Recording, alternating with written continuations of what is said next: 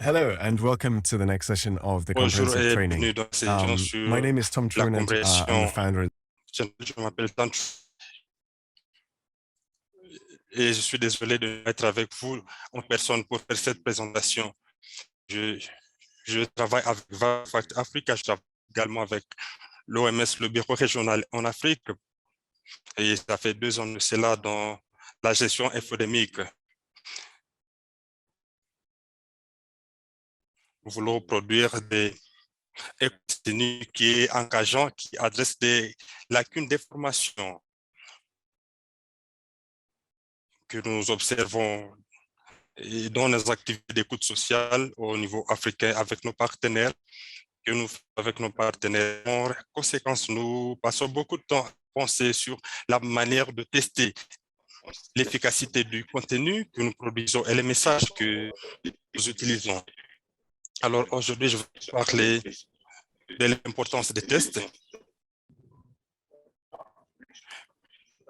l'organisation du test, c'est-à-dire la signification, le mode d'emploi, le post-test, la signification et le mode. Nous allons avoir des méthodes et des outils. Et si vous avez des questions, je vous donnerai l'opportunité de poser des questions. Il y a les approches pré- et post-test et vous avez aussi un peu de temps pour pratiquer le développement de certains de tests des messages et des concepts et des approches qu'on a couverts sur le cours d'aujourd'hui dans le cadre de votre travail. On va commencer avec le pré-test et post-test sur ce cours ou cette formation.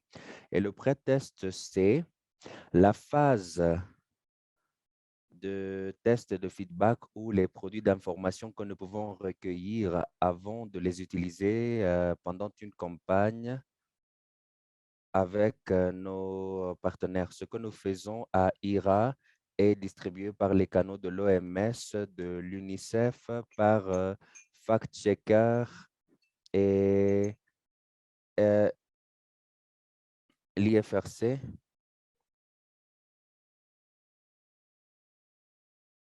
Et le post-test, c'est la phase d'évaluation d'impact où nous pouvons mieux comprendre l'engagement et nous pouvons comprendre si les personnes que nous avons atteintes, s'ils ont appris quelque chose de nouveau ou s'il y a une lacune d'information qui a été comblée. Comment savoir si nous avons atteint les bonnes personnes de la manière voulue au moment voulu? On va d'abord analyser le pré-test et comment nous allons manœuvrer là-dessus et aussi le post-test et certaines des activités que nous avons fait pour évaluer l'impact des campagnes que nous menons. Généralement, il y a des méthodes différentes que nous utilisons et c'est non exhaustif, mais pour vous donner un aperçu des différents types des méthodes de collecte de données que nous pouvons faire afin d'appuyer la série de tests de messages et vous serez familier avec ces méthodes. Ici, je vous présente les différents avantages et inconvénients. Les enquêtes sont un outil très important. On peut avoir les enquêtes à grande échelle et à petite échelle, mais elles peuvent être réalisées rapidement et à moindre coût. Et elles fournissent des perspectives de données quantitatives et qualitatives utiles. Quand nous utilisons les enquêtes, surtout à petite échelle, les enquêtes offriront aussi les opportunités d'avoir des réponses où les gens pourront nous expliquer pourquoi ils ont répondu certaines questions de la sorte qu'ils ont fait. Les entretiens semi-structurés peuvent apporter des perspectives qualitatives importantes, mais bon, ils sont utiles surtout quand vous travaillez sur une campagne autour d'un sujet sensible. Par exemple, là où vous voulez vous assurer que vous comprenez s'il y a les effets indésirables potentiels de votre campagne. Les groupes de discussion peuvent donner des résultats qualitatifs importants, mais le problème avec les entretiens semi-structurés et les groupes de discussion, c'est que ça prend beaucoup de temps et la plupart du travail que nous faisons en Afrique subsaharienne est conçu pour répondre aux besoins chaque semaine. Et notre responsabilité de pouvoir gérer un groupe de discussion, ça va se réserver souvent après qu'on ait fait une série d'activités et on va faire des évaluations périodiques euh, tout au, tout au cours d'une période. Pierre, est-ce que vous pouvez couper votre micro? Et puis, nous avons des méthodes qui vont vous donner des perspectives très concrètes. Je vais vous démontrer comment vous pouvez le faire gratuitement à petite échelle. Vous pouvez aussi le faire à une plus grande échelle si vous avez des réseaux sociaux comme Facebook, Instagram et des comptes Twitter. Et si vous avez les crédits des publicités, le test A/B vous permet de comparer deux approches différentes sur un produit d'information et le post social qui s'accompagne et voir lequel vous donne le meilleur engagement et vous donne une plus grande portée. Et cela peut vous conseiller sur les meilleures approches à adopter pour une campagne donnée. Il y a plusieurs ressources qui sont attachées à ce cours qui entrent en détail sur ces approches, mais voilà certaines des méthodes que nous avons utilisées et je vais maintenant vous donner certains exemples sur notre travail et de comment nous avons déployé des méthodes différentes. Tout d'abord, si on analyse le pré-test ou l'enquête ou le pré-enquête, j'ai eu au début de la pandémie, nous avons vu beaucoup de lacunes et de confusion en matière d'information et une crainte autour des vaccins et les effets secondaires. Les gens n'étaient pas sûrs si les effets secondaires potentiels d'obtenir un vaccin valaient la peine d'avoir le vaccin pendant la pandémie COVID-19. Et si vous pensez à cela au quotidien, on fait toujours les rapports coût-risque et les rapports coût-avantage, mais quand il faut parler d'un sujet, d'un sujet technique ou scientifique, c'est très difficile de faire ce calcul. Ce que nous avons fait, nous avons pensé à trois différentes manières par lesquelles nous pouvons répondre à cette question de bénéfice de risque. Tout d'abord, une nouvelle mise à jour, présenter de nouvelles informations sur les avantages ou sur les inconvénients du risque, ainsi que se servir des données dans notre contexte géographique, ce qui est important pour le travail que nous faisons en Afrique. C'est parce que l'Afrique a retardé à se procurer des vaccins et il n'y avait pas des données sur les cas des effets indésirables graves et des autres effets liés à l'immunisation. Et il nous a fallu voir si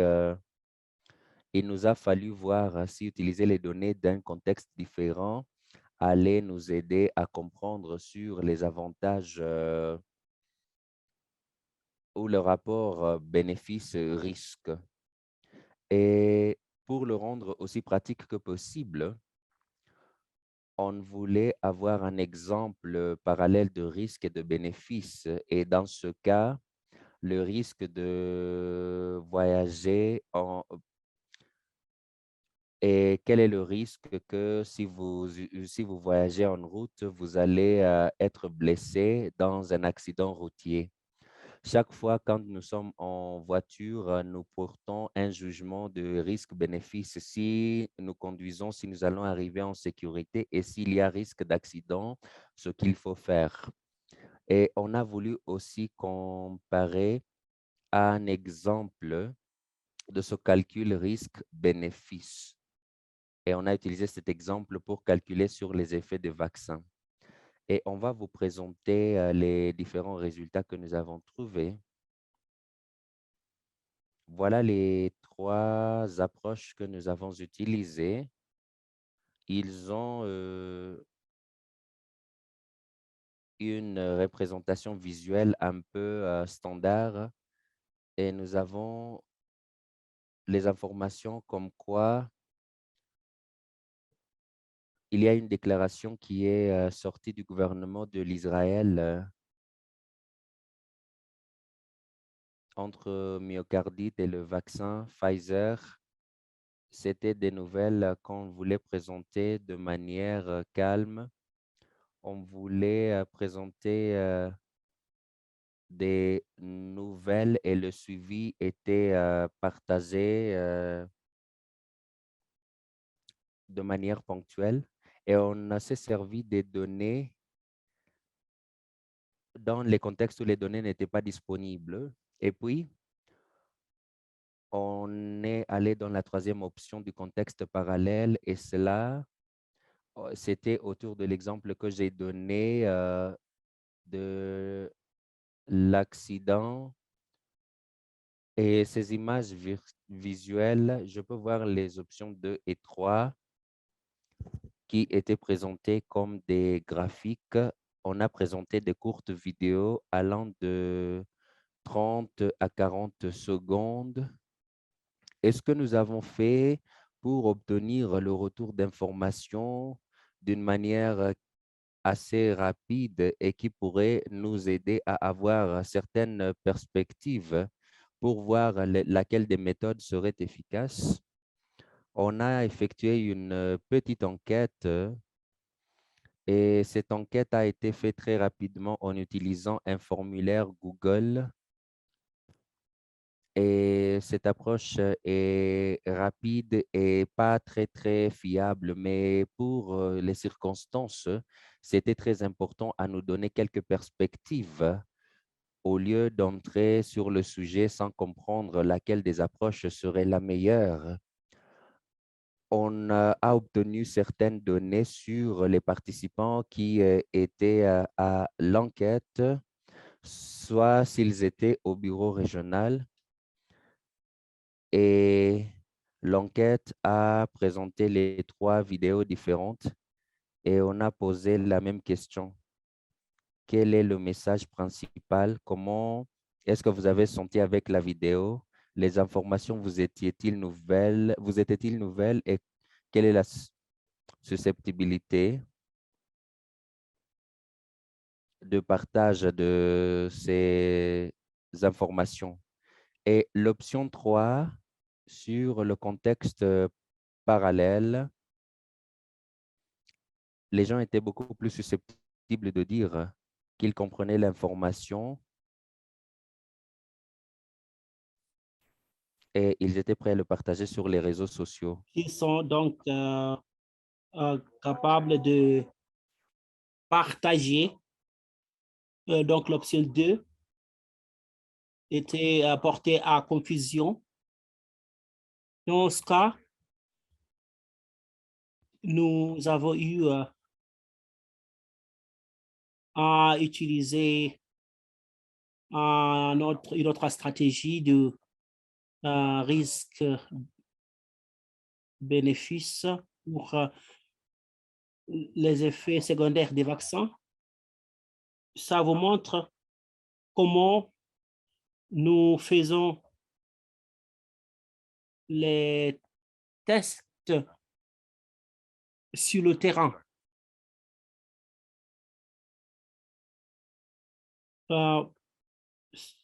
Ça dure 30 minutes du test et il y a deux différentes variations quand il s'agit des postes sociaux. Et quand vous comparez les deux, vous voyez qu'il y a des interactions. Il y a les gens qui ont des performances à haut niveau. Et toutes les pages ici sont très petites. Il y a une différence claire entre les deux. C'est la raison pour laquelle on utilise ce test pour les postes sociaux et qui sont très importants. C'est important quand il s'agit de déterminer la visibilité. On peut faire ça à une plus grande échelle en envoyant différents messages. On va se poser la question quel message va impliquer les gens. Si vous voulez avoir des informations sur le test,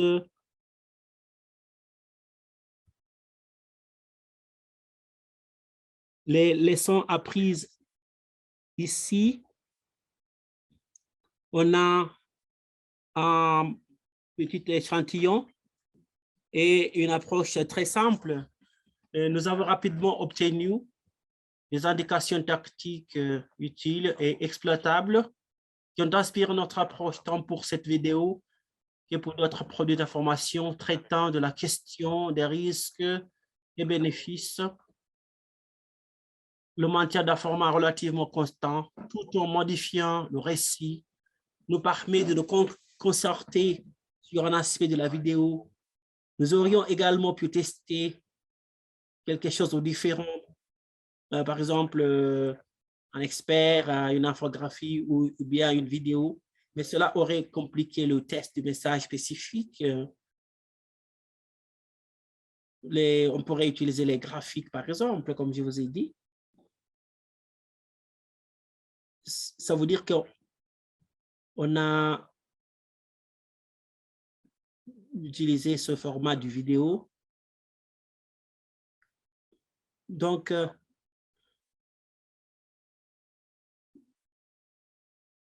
si vous voulez avoir un récit différent, ça va être difficile pour vous. Les résultats sont en fonction du changement du format. Et on pourrait toujours maintenir, les maintenir de façon constante. Est-ce que vous testez, par exemple? C'est quelque chose à laquelle il faut penser.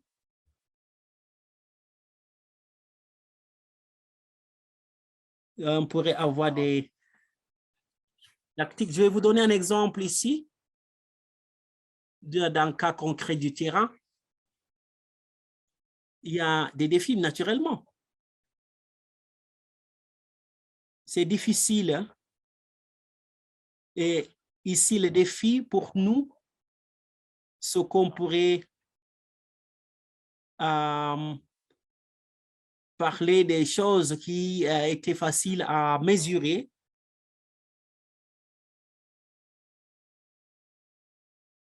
Il y a des dizaines de milliers de fois. Et on a eu du succès dans certains cas, mais il y a des questions. Il y a des thèmes qui sont couverts dans la vidéo. Et comment est-ce qu'on peut savoir s'il y a changement de comportement? On a mesuré ça quand on a fait des études. On a fait une campagne l'année dernière, au mois de juillet, août, septembre et aussi octobre. On a utilisé les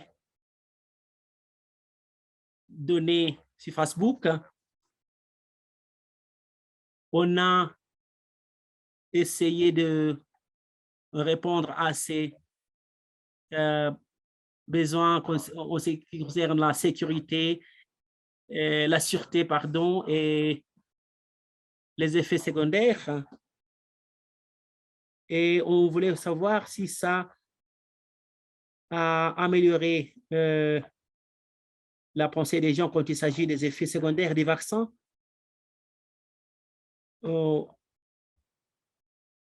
Donc, voici un aperçu général de ce qui est recommandé. À l'aide de la plateforme Data for Good de Facebook, nous pouvons voir les degrés de réticence en matière de vaccination au niveau national dans certains pays d'Afrique.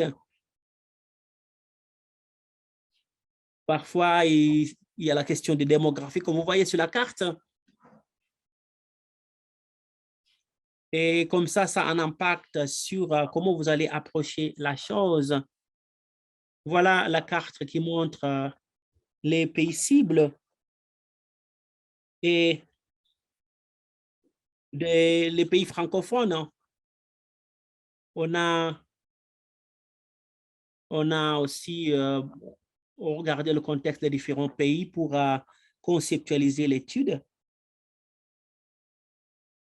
Donc, pour la campagne, nous avons fait des interviews d'experts, par exemple. Et puis, l'étude Brand Lift. Les études de Brand Lift utilisent des enquêtes dans les applications pour évaluer les réponses aux questions de connaissance au sein d'un groupe de contrôle qui a vu la campagne et au sein d'un groupe test qui n'a pas vu la campagne. La différence entre les groupes, elle existe, et le lift, c'est-à-dire le lever. Voilà, le groupe de contrôle, on ne voit pas les réponses qu'on a dans le groupe de contrôle.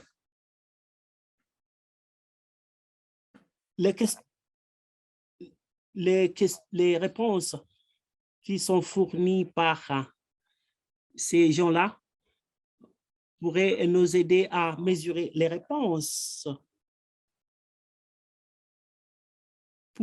par les gens qui ont vu votre contenu. Et l'étude de base et le groupe à test dans votre campagne, parce que dans un monde idéal, ce groupe pourrait avoir de meilleures réponses. Et puis les questions de Brand Lift, on pourrait, alors par exemple, souvenez-vous avoir vu une publicité de Viral Facts Africa pour les vaccins COVID en ligne ou sur un appareil ces derniers jours. Il y a des gens qui ont dit que c'était très efficace et il y en a qui n'étaient pas sûrs quand il s'agit des effets secondaires. Voici les résultats de cette campagne. Et puis, on a posé des questions sur l'efficacité du vaccin. Et voilà les résultats que vous voyez. C'est une recherche qui a été menée sur une vaste zone géographique. Vous voyez que la campagne aux langues anglaises.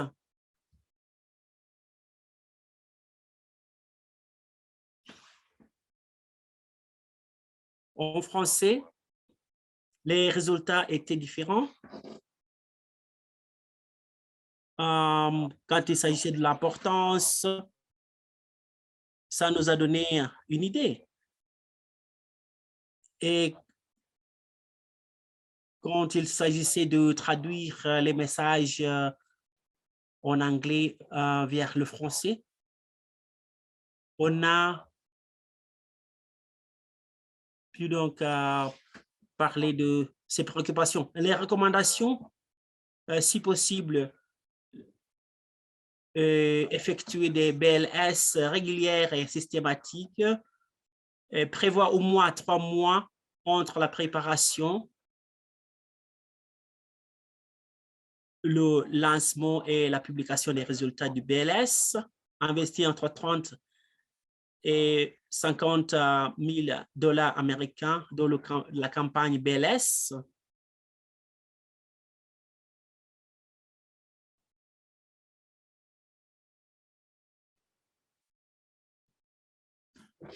Pour revenir aux choses auxquelles on pense,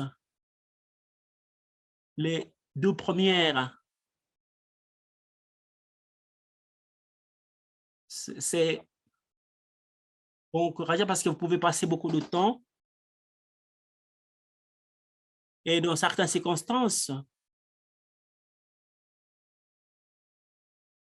si vous voyez que le test a un délai, ça pourrait saper votre campagne et il pourrait y avoir un changement du narratif ou bien du récit, pourvu que vous ne menez pas votre campagne pour un autre mois. Les résultats du test seront plutôt ne seront pas valides. Nous essayons de produire des résultats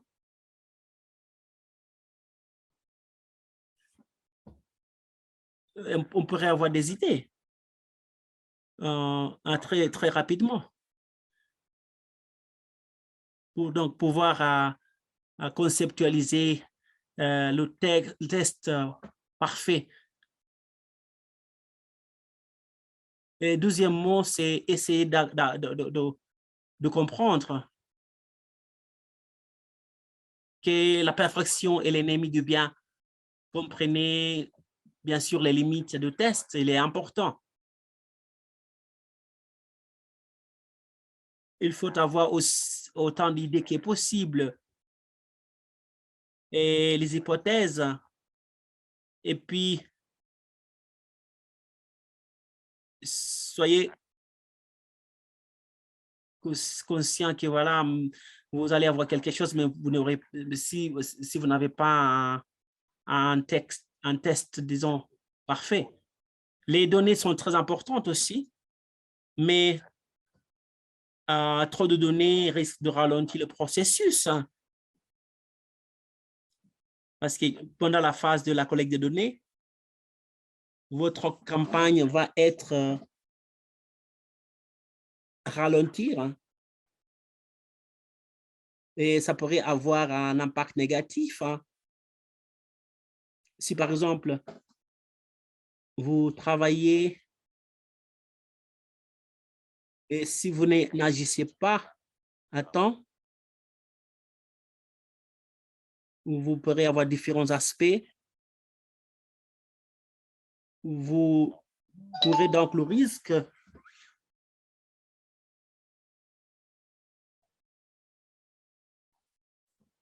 vous devez faire du test, comme j'ai dit, et assurer que vous gardez en tête que tout test vaut mieux que l'absence de test. il faut revenir et penser à votre campagne et puis avoir des idées qu'on pourrait mettre en pratique. Ça va peut-être ralentir le processus. Alors, il y a les 3 meilleures pratiques pour traiter les tests de messages sur le terrain. Il faut assurer que vous formez un groupe d'essai qui reflète votre public cible.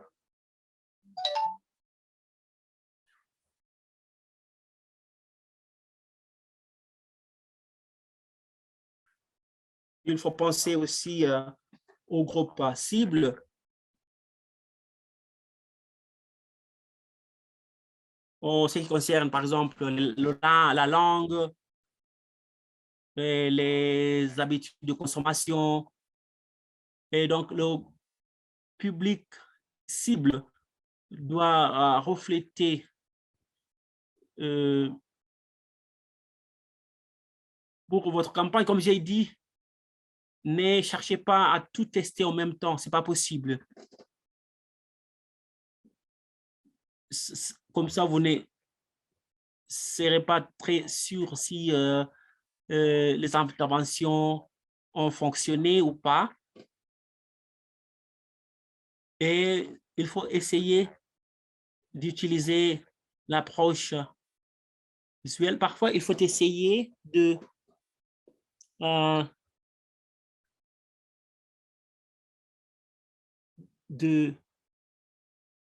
un test pour assurer que vous comprenez les différentes réponses de test.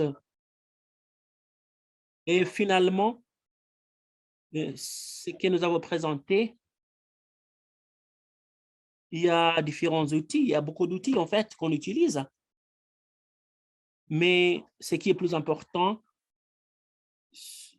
c'est que vous avez un plan pour le processus et quelles sont les forces, les faiblesses, les opportunités et les menaces de ces approches-là.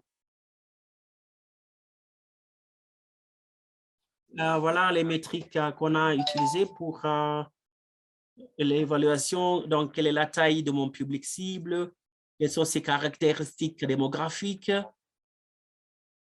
Si, par exemple, je envoie l'étude ou l'enquête à 600 personnes,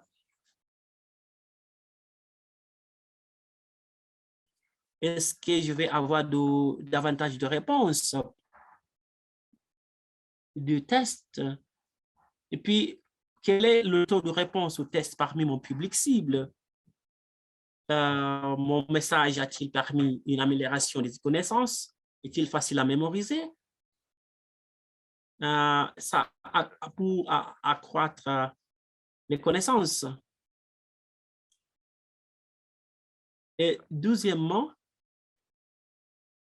et dans l'espace de gestion des métriques, est-ce que les gens veulent partager?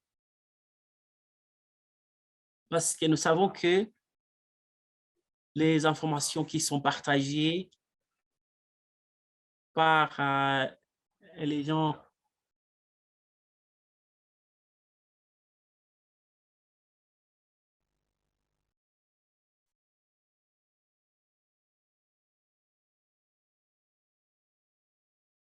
voilà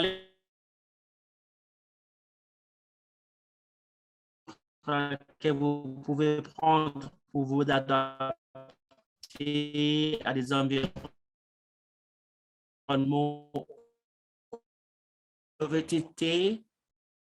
Donc, on pourrait utiliser un simple coup de fil ou une enquête sur un échantillon ou bien enquête par Google Form, entretien téléphonique rapide avec les parties prenantes pour cartes robustes, bien sûr. Vous pouvez impliquer votre équipe Et les unités collaboratrices dans le développement et le test des messages à l'aide de méthodes de recherche structurées, discussion du groupe auprès du public, enquête payante par échantillon aléatoire, par exemple Sticky Beak ou bien test A et ou B sur Facebook. On pourrait aussi utiliser les ateliers de co-conception, bien études bandlift, avec,